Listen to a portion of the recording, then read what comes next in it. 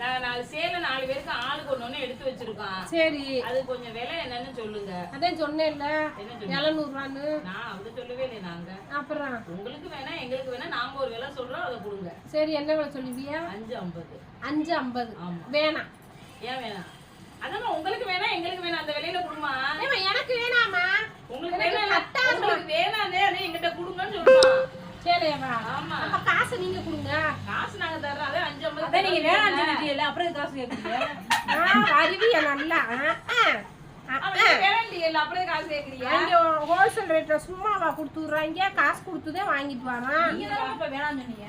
வேணாம், நீங்க சொன்ன ரேட்டு எனக்கு வேணாம். ஆனா காசு எனக்கு வந்து நாங்க சரி, உங்களுக்கும் எனக்கும் கட்டுற மாதிரி ஒரு 600 ரூபாய் தங்கச்சி பிள்ளைகளுக்காக போட்டுக்கங்க, கொடுங்க. முடியாது. 4 சேலை தானே எடுத்துறீங்க, 40 சேலை எடுத்த மாதிரி பேசுவாங்க. துண்டை கையில கொடுமா, நம்ம வந்து பேசுவோம்.